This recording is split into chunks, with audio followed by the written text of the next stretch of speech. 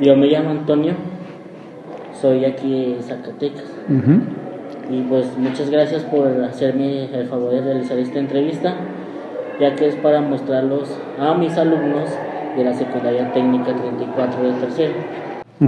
Ya que para las próximas prácticas que vamos a realizar vamos a ver sobre el tema del Islam, y a mí me gustaría relacionarlo con las morismas de Bracho de aquí de Zacatecas. Bueno, pues estamos aquí con el cronista de las morismas, Francisco Javier Cortés Navia. Un gusto. Y la primera pregunta va, desde su perspectiva como cronista, ¿cómo se refleja en las morismas de Bracho la influencia de los conflictos históricos entre el Islam y el cristianismo en la Edad Media? Mira, creo que, hay que partir pues de que tanto el cristianismo como el Islam son dos de las religiones que más se profesan en el mundo, más el cristianismo que los propios el propio Islam, ¿no? Y cómo se repercute en las morismas, creo que no hay mucha repercusión. ¿Por qué? Porque realmente, abriendo el contexto histórico, hay que ver cómo llegan las morismas a nuestro país. O sea, las morismas a nuestro país llegan a partir de que la conquista en 1521 empiezan a llegar en el 23 diferentes órdenes religiosas. Llegaron los jesuitas, los dominicos, los agustinos, los franciscanos, y todos tuvieron asentamientos importantes a lo largo y ancho del país. Obviamente Zacatecas no fue la excepción. Y a partir de ahí trataban ellos de evangelizar al pueblo por medio de obras teatrales.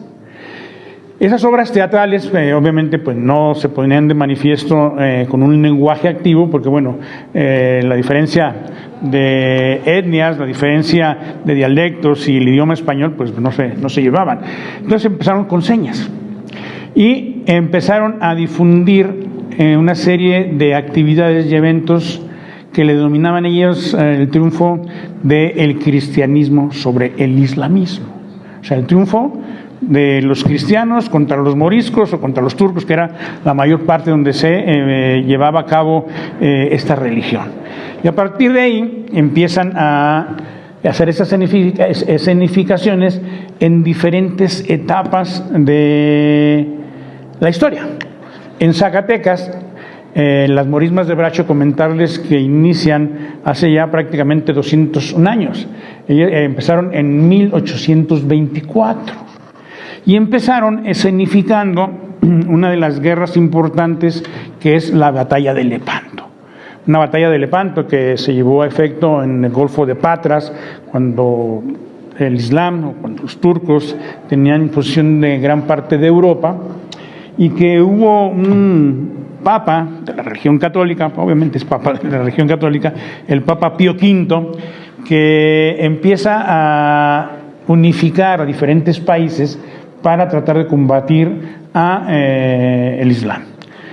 Empezó a llamarle la Liga Cristiana, una liga cristiana que se conformó por algunos países que profesaban el catolicismo, como el caso de España, como el caso de Inglaterra, como el caso de Italia. En fin, formaron esa gran liga y triunfaron.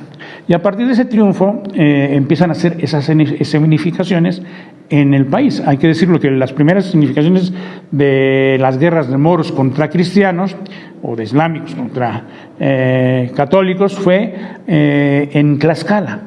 Y ya después llegan aquí a Zacatecas en esa fecha que les menciono, en el año de 1824.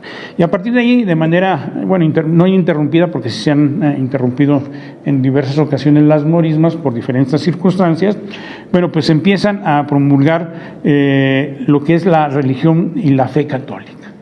Y obviamente venerando no solamente a Cristo o a Jesús, sino a un santo, que en este caso es San Juan Bautista. Y entonces esa relación se puede decir que, o esa influencia que tiene esa batalla o ese conflicto entre las religiones, da la pauta para que se genere algo aquí en las morismas de Bracho. Entonces, a partir de eso es más o menos un contexto de cómo llegaron y el por qué realmente la influencia no es que el Islam tenga gran influencia aquí, sino que fue por las escenificaciones en donde siempre el triunfo del bien sobre el mal, o el triunfo de los católicos sobre los islámicos, se ponía de manifiesto. Okay. Muy bien. Y la siguiente pregunta nos dice, ¿qué elementos de la representación de la morisma, como los trajes, los símbolos o los diálogos, conservan referencias en el mundo musulmán o a la cultura islámica original? Ahí está medio complicado, mira. Es medio complicado porque hay muchos anacronismos. Bueno, déjame terminar de contarte un poquito el contexto de la morisma de Bracho. Habla yo de la batalla de Lepanto, que inicia en 1824. Pero 99 años después, en 1923, se pone en escena, o sea, hay otra puesta en escena a la par de la batalla de Lepanto, que son los pasajes de la novela de Carlomagno y los 12 pares de Francia, una novela también de batallas medievales, en donde está el conflicto entre prácticamente esas dos religiones de igual manera, y bueno, ahí hay dos escenificaciones. Y luego, algunos años después, en el año de 1937, hay otra escenificación que se ponen a la par, que es los pasajes bíblicos de la degollación de San Juan Bautista. Entonces, ahorita por lo que mencionas de los uniformes, o sea, hay quienes interpretan la batalla de Lepanto con ciertas características de rasgos de los propios uniformes, hay quienes interpretan lo de la novela de Carlomagno y los 12 pares de Francia, y obviamente la degollación de San Juan. Y existen muchos anacronismos. Yo les platicaba que la batalla de Lepanto fue naval, fue en el mar, fue en el Golfo de Patras, ahí muy cerca de Grecia. Y entonces resulta de que aquí empezaron con algo similar, pero se fue modificando, se fue para darle, me imagino, una interpretación con un mayor colorido. Si ustedes ven, la mayor parte de los islámicos o de los turcos, que le denominan los moros o los suavos, llevan exactamente eso, un atuendo suavo del ejército francés que intentó invadir nuestro país en 1862. O sea, nada que ver con lo de Lepanto. Y luego se enfrentan a los cristianos, que están compuestos por esos grandes barbones, esos barbudos que traen un uniforme de la guerra de independencia. Entonces, fíjate nomás el anacronismo. Independencia, primero lo que fue la invasión francesa, la intervención francesa, luego la guerra de independencia. La gente que toca los tambores y eso del ejército cristiano, si ustedes ven, traen un uniforme muy distinto a los barbones. Esos son de la guerra de reforma. O sea, hay tres grandes elementos ahí que no coinciden para nada con lo que ocurrió en Lepanto. O sea, reitero, lo que fue la intervención francesa, la independencia y la reforma. Hay tres grandes que son anacronismos que pues son ahora sí que indescriptibles, pero que de otra manera le han dado arraigo, le han dado identidad, le han dado presencia, le han dado imagen a la morisma de Bracho. Y luego, si nos vamos al concepto de los Carlomagno y los 12 pares de Francia, esto inició con representaciones con gente que vestía de romanos, o sea, nada que ver con las guerras de caballería de la Edad Media, absolutamente. Se fue modificando el tiempo, y si ustedes ven, tenemos romanos, tenemos caballeros de la Edad Media, tenemos egipcios, tenemos de todos más o menos de esa. O sea, también hay muchos anacronismos. Los que más o menos se apegan a su trama o a su representación teatral, bueno, pues son los de la degollación de San Juan Bautista. Pero existen todos esos anacronismos en cuanto a los uniformes, nada que ver con la cuestión del lunar, ¿verdad? Bueno, la siguiente pregunta nos dice: ¿cómo se ha transformado con el tiempo la visión del moro dentro de las morismas y qué papel juega hoy en la identidad cultural de Zacatecas? Yo creo que juega un papel muy, muy importante. Y cuando hablas tú de morismas, si hablas de moro, bueno, dices los que están vestidos de suavos, pero hablar de la gente que participa, o sea, de todo el colectivo, que ahorita en la actualidad llega a cerca de 25,000 participantes Este año, por supuesto, déjame, que por lo que mencionas también de tu pregunta, es algo muy importante en la cuestión cultural. O sea, Zacatecas tiene una imagen a nivel internacional derivado de esto. O sea, si bien es cierto el bagaje cultural que existe en Zacatecas, pues en los últimos años ha proliferado mucho. Si ustedes ven, está lo que es el festival cultural que se hace en Semana Santa, acaba de pasar el Festival Internacional de Teatro de Calle, el de la danza folclórica, el de la oralidad, en fin, pero que el que le da imagen y un sentido y de pertenencia, no solamente a los zacatecanos, sino hacia afuera, es la Morisma de Bracho. O sea, entonces tiene una importancia cultural importantísima. Y derivado de esto, prueba es que se acaba de romper un récord Guinness de la representación teatral o la puesta en escena más grande del mundo. O sea, Guinness contabilizó a 17.601 participantes, pero no más contabilizó esos porque nada más traía 17.601 pulseras. O sea, a cada integrante, a cada participante, para contabilizarlo le daban una. Entonces nada más trajeron esas. Entonces los otros restantes, que te digo, los 25.000, pues no les tocó ser contabilizados, pero bueno, juegan un papel determinante e importantísimo en el desarrollo y en el bagaje cultural para Zacatecas, los zacatecanos y para el mundo. Muy bien. ¿Y cree que usted que las morismas de Bracho puedan ser una forma de transmitir, aunque sea de manera simbólica, aspectos del encuentro y confrontación entre las culturas cristiana e islámica? Fíjate que ahí yo sí dudaría en ese sentido. Te voy a decir por qué. A mí me nombraron cronista de Bracho, derivado de una investigación que hice en todo este proceso. Y yo hice esa investigación porque hice una encuesté acerca de 200, un poquito más de 200 participantes, entre moros, cristianos, y de esos más de 200 y tantos que hice la encuesta, aproximadamente 8 supieron lo que se realizaba ahí. Por eso la influencia digo que no va a ser mucha, porque hay un desconocimiento total de lo que se representa. Ellos dicen, bueno, yo vengo aquí porque tengo una manda que me dejó heredada mi abuelo, que me dejó en la herencia mi papá, yo vine por curiosidad, yo vengo porque yo tengo que pagar un favor que me hizo San Juan Bautista, pero la verdad que a partir de eso yo no le veo eso.